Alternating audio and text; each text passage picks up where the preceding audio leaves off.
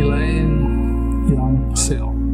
She was born at the hospital on 21st South and State, no longer a hospital now, and it was on October 11th, 1933, on 2502 Park Street, over by Nibley Park Golf Course, South Salt Lake. And the earliest recollection I remember as a child is when I took a bus ride to Colorado when my mom's little sister Loretta got married. It was July, dear. It was in July because they just come over to my house on their 61st wedding anniversary, and they wanted a picture of me because I was there when they got married. And so I was 2 years old, and I remember riding on this big double-decker bus, and the top of the floor had windows in it, so you could watch the trees and the sky and everything just blow by as you go up through the canyons. And I thought that was the coolest thing there ever was. But that bus ride is the earliest thing I remember with my mom. My favorite memory is Lake Powell. Absolutely Lake Powell. She always loved to go fishing at Lake Powell, and we are not fishermen in the least, and took her out fishing so she could be there to get the first bite at 5 o'clock in the morning. And I don't think she caught more than 5 or 6 fish the whole time we always went fishing, but we always went fishing every time she went down with us. So that Lake Powell trips are my favorite. I remember as a little girl peeking through the little slots in between the coffee table, and she'd say, "What are you doing? Get over here," you know. But as being a little girl going over to visit, she would always say, come here, you know, and kind of play peekaboo right there. And then Grandma had a lazy boy chair, and she always say, "Come sit on Grandma's perch," you know. So she always made you feel special whenever you came over. So yeah. She was nice. My mom and dad parted when I was about 11 years old, and she used to tell me, "What are you going to give me for Father's Day?" So I'm the mom and the dad.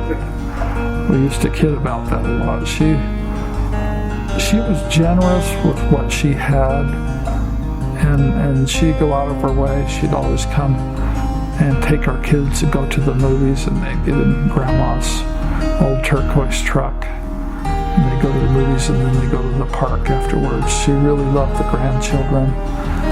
She really loved us. My favorite memory of her, probably like Randy said, going down to her house. There's 52 Sundays in a year, and I bet we spent 45 Sundays out of the 52 in a year at Grandma Seal's house.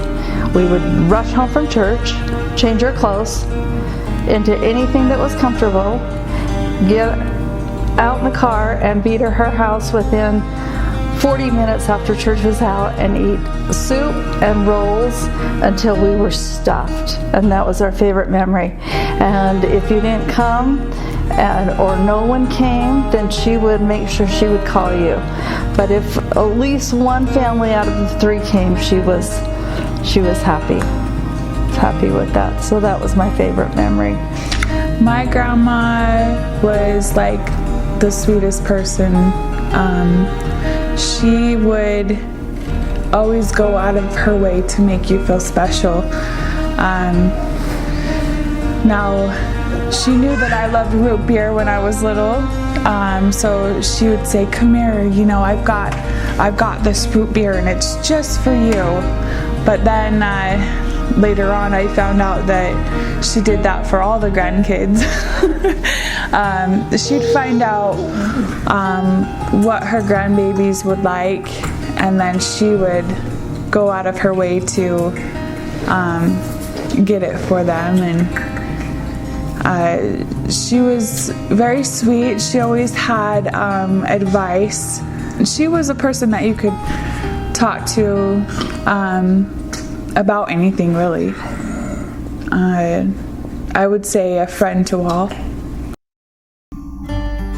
She was a bus driver for the Gray Line bus tours. And she used to take people from the airport out to the ski resorts at the Sundance.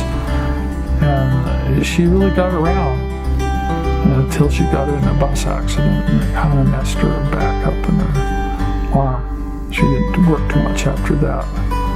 But she was a really good people person. She was good at keeping the family together. She always had a good pot of homemade soup, right there. Homemade soup and rolls.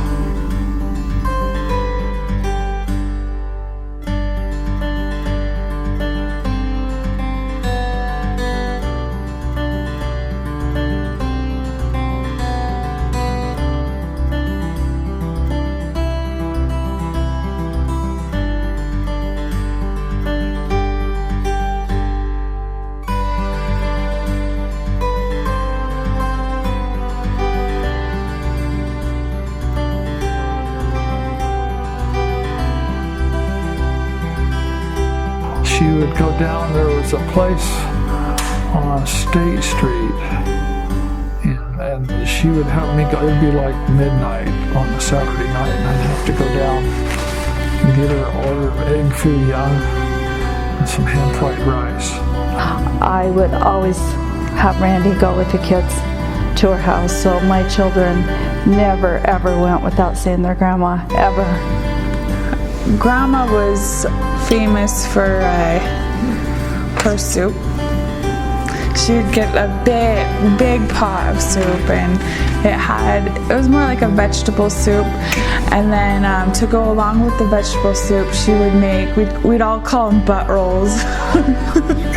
But she would take, 2 drops of dough in one container of, to make the rolls, and then when they would bake up and they'd look like little butt cheeks. And so Grandma would say, let's put some butter between those cheeks.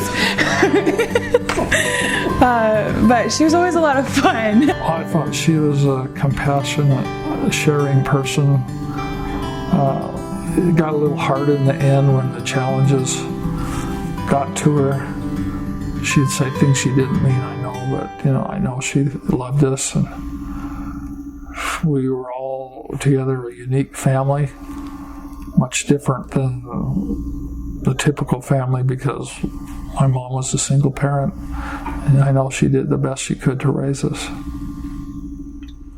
But Grandma was always good at making things right, and she had a way of making everybody feel like they were her favorite. Were you her favorite? I was Grandma's favorite.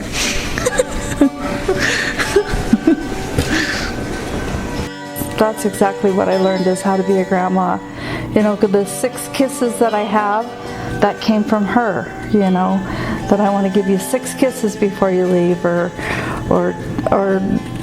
just even the way I just talk to her or talk to my grandkids was from her. So I learned a lot. I liked her sense of humor. She was so funny.